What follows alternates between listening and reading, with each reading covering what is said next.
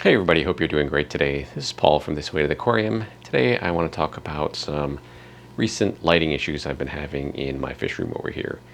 So I had a bunch of overhead lights that sit directly on these tanks over here. So I had a couple go out, not just one light, but in fact I had actually 3 lights go out around the same time. Now, not exact same date, exact same time, but probably within a couple of weeks of each other. The problem just became is they wouldn't turn on, for whatever reason the timer wasn't working, no light at all, so I had to replace them all.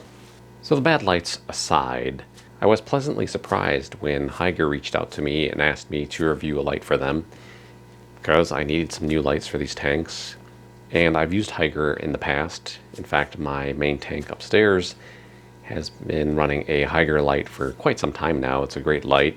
And then also on my quarantine tank over in the fish room down here, it also has a Hygger light that has also been running great for my purposes.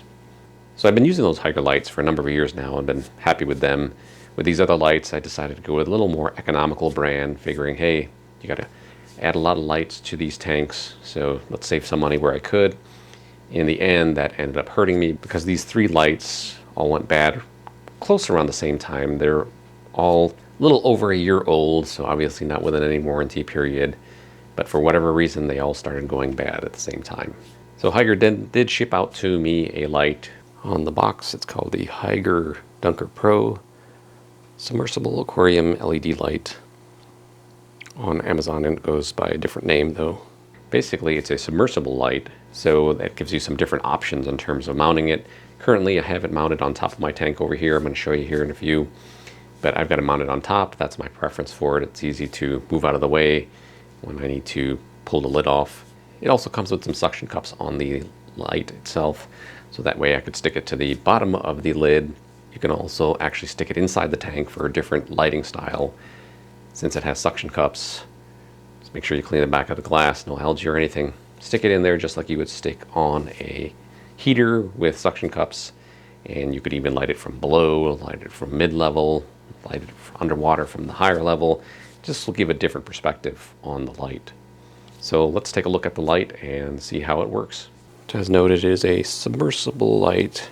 It can go in the water. It also has these suction cups, so if I wanted to mount it underneath on the glass over here, I could do it with these suction cups over here. So I'm going to go plug this in now and we'll take a look at how the light is in terms of brightness. So this is the controller for it. I do like it that it's got different timing options: 4 hour, 6 hour, 8 hour, 10 and 12.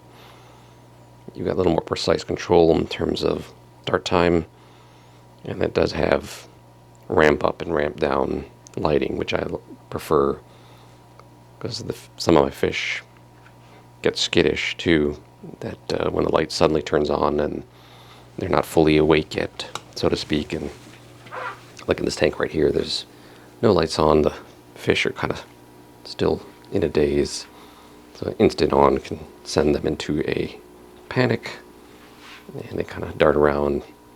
So that's not something we want, so that's why I prefer something with a ramp up ability and a ramp down too, which is nice. So here's the manual. Covers the different mounting locations you can put the light. So they even mentioned the inside. It's already got a fully set cycle, so it ramps up and then ramps down. And then you can also customize that cycle if you want to. The instructions talk about that. As you can see from the cord length, probably looking at 6 to 7 feet of cord at least, which is great.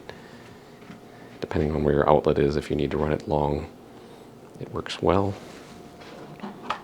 So let's turn it on here. So right now it's on. It's in.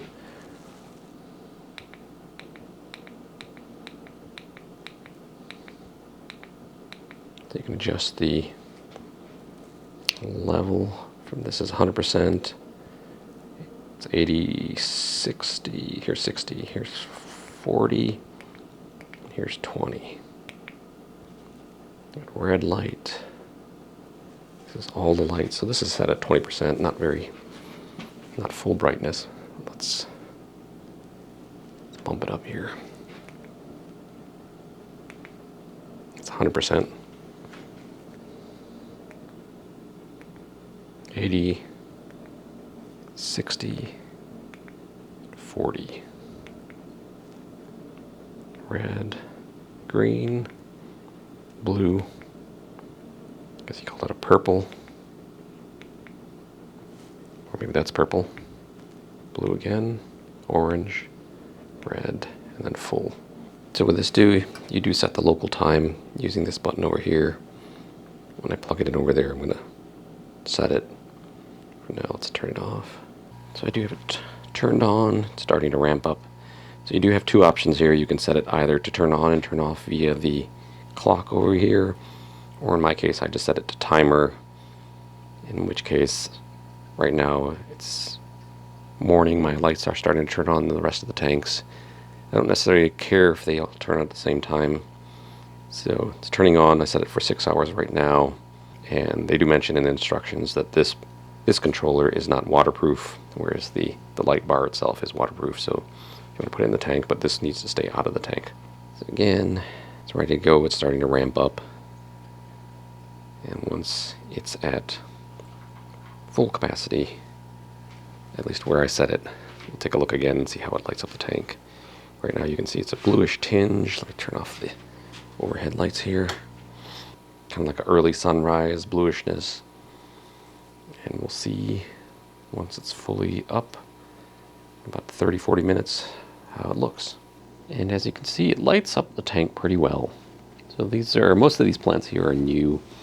I just moved them in from my grow out place, from a plant grow out tank that I have, just to add some more plants to this.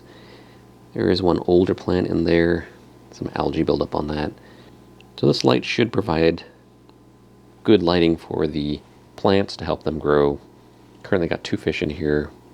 Plan to add some more fish here soon. But as you can see, in my opinion, it's got a good brightness to it. Here's the dunk test. I'm not going to stick the whole thing in there. Just wanted to show you that it's in the water. Waterproof, still works. No short circuiting. Actually, I can feel it here. It's pretty warm too, so we'll add some heat to the tank. So something to take into account when putting it in your tank.